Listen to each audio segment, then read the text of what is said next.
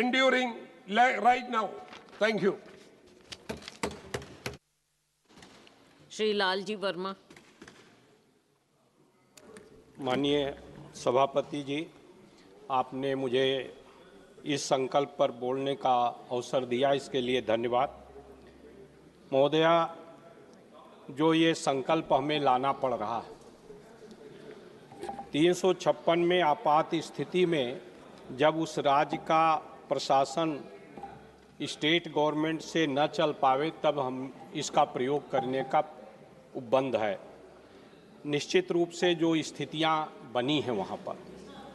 आज ये सरकार जब भाषण देने खड़े होते हैं हमारे माननीय गृह मंत्री जी, प्रधानमंत्री जी,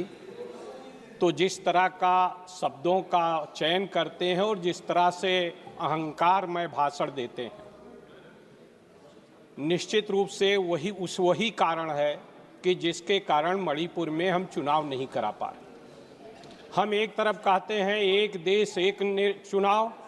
और दूसरी तरफ एक छोटे राज्य में जहां केवल 2 मेंबर ऑफ पार्लियामेंट चुने जाते हों, उस राज्य में 6 महीने व्यतीत हो जाने के बाद पहले तो काफ़ी दिनों तक वहां पर जिस तरह की स्थितियां बनी, जिस तरह से महिलाओं के साथ, छोटे छोटे बच्चों के साथ अन्याय हुआ, और जो हम लोगों ने वीडियो देखा माननीय महोदया, निश्चित रूप से शर्मनाक वीडियो था और उसको देखकर आंखों में आंसू आने की स्थिति बनी है। एक सभ्य समाज में इस तरह का वातावरण देखने का निश्चित रूप से अवसर नहीं मिलना चाहिए, लेकिन ये सरकार, भारतीय जनता पार्टी की सरकार जानबूझकर ऐसी स्थितियां पैदा किया। काफ़ी दिनों तक मांग करने के बाद भी उस सरकार को भंग करने का काम नहीं किया गया। वहाँ उस सरकार को राष्ट्रपति शासन उस समय नहीं लागू करने का काम किया गया, और आज जब लागू किया गया है, 6 महीने व्यतीत हो जाने के बाद भी हम वहाँ की जो शांति व्यवस्था है उसको बहाल नहीं करने पा रहे हैं। ये हमारे लिए बहुत चिंताजनक है। निश्चित रूप से आज ये सरकार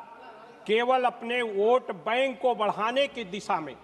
ये देश रहे न रहे, इनका वोट बैंक बना रहे, केवल इस धारणा के साथ काम करने का काम करते हैं, इस तरह से नफरत फैलाने का काम करते हैं, जिसके कारण हम वहां पर एक छोटे से राज्य में चुनाव कराने में सफल नहीं हो पा रहे। ऐसी स्थितियों में निश्चित रूप से हमारी ये चाहत है कि वहां पर सरकार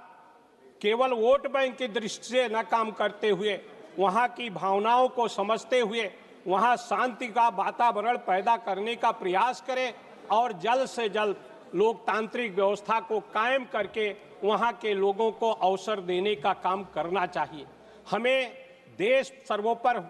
के सिद्धांत पर कि हमारा देश सर्वोपर है, हमें अपनी केवल कि भारतीय जनता पार्टी का कैसे ज़्यादा अधिक वोट बढ़ेगा, केवल इस सोच से जब हम काम करते हैं, चाहे जहां पर भी इस सोच से जब हम काम करते हैं, तो देश के लिए घातक होता है। इसीलिए आज की जो परिस्थितियां हैं, भारतीय जनता पार्टी की उसी नफरत के कारण आज जो परिस्थितियां हैं, अभी कल हम जब चर्चा कर रहे तो उस समय भी जो बात आई कि आज भारत का देश, जो देश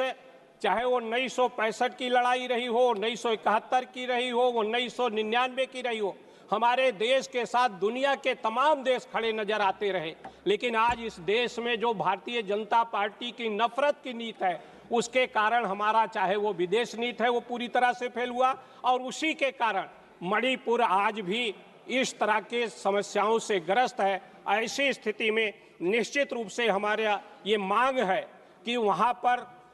प्रधानमंत्री को भी जाना चाहिए, वहाँ के लोगों से बातचीत करके, दोनों समुदायों के लोगों से बातचीत करके वहाँ की जो शांति व्यवस्था है उसको बहाल करने के लिए देश सर्वोपर है, इस नीति के तहत अगर हम काम करने का काम करेंगे तभी हम आगे बढ़ पाएंगे, तभी हम वहाँ पर चुनाव कर पाएंगे और बार बार हमें ये संकल्प लाने की आवश्यकता नहीं पड़ेगी, ऐसा मेरा विचार है और इस आधार पर हमें काम करने की आवश्यकता है। धन्यवाद।